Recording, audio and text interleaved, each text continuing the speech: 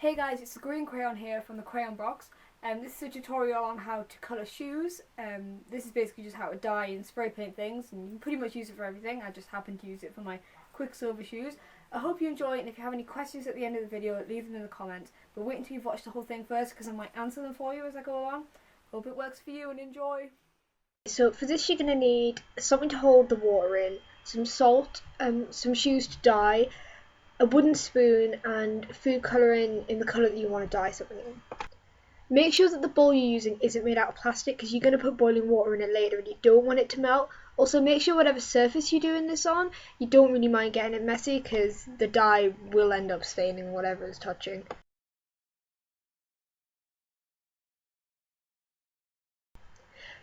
First you want to pour some water into your pan or your bowl or whatever, but be very careful with this bit because you might pour it in and it'll splash and it will burn you if it touches you, so just be careful. You want to add whichever colour food colouring you're going to be using. In my case I'm using blue. You can put as much or as little in that you want. The more that you put in the darker it's going to be, and the less you put in the lighter it's going to be. It's pretty simple, plus you can change it later on if you don't like the colour.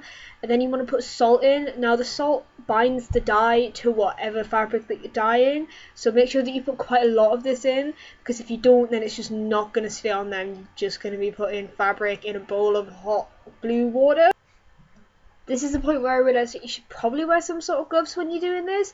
I mean, the blue did come off my hands quite soon, but everything I touched turned blue, so if you're worried about staining walls or anything like that, then make sure that you wear some gloves or you wash your hands quite often. For this bit, you're just going to want to make sure that the salt's fully dissolved, and then adding the laces in and just mixing it around for about 5-10 minutes before leaving it for a while.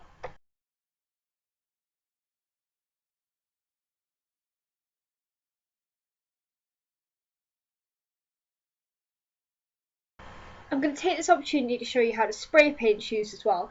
Now what you want to do is cover up all the bits that you don't want the spray paint to touch. You can do this in a number of ways. We tried cling film and then found out that just sellotape was the best way to do it.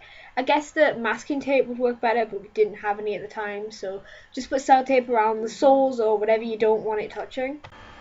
We learned the hard way that it's probably not best to do this while it's windy, but you basically just want to take it outside somewhere where you don't mind getting spray paint anywhere, and then fill in the shoes with rags or something so you don't get spray paint on the inside, and then just going for it, just standing back and spraying on the shoes until it's done. It's really simple and it's actually quite fun. Cookie for anyone who notices the exact moment that I sprayed silver spray paint all over my school shoes. After about 20 minutes you can take the laces out. Just remember that whatever colour they are now, they're going to be a few shades lighter because a lot of the dye is still on it and you've got to wait for it to dry later. This is the point where if you want to add some more food dye or add some more salt, then it'll be a good time to do it. Once you've taken them out, just lay them down flat somewhere to dry along with the shoes that you accidentally spray painted earlier and the shoes that you purposely spray painted earlier. Just leave these for a couple of hours and they'll be dry when they're dry. This sounds pretty obvious, but remember to take the sellotape off. And here's the finished product. We know this works on lots of things, as we've done pretty much entire cosplays out of it. You can do it with leg warmers, tights and even dresses. Hey guys, thanks for watching. I hope it works for you. If you have any requests or questions, leave them in the comments and I'll get back to you. If you want to see more, visit our Facebook page. I'll leave a link to that in the description. Hope it was helpful and see you soon.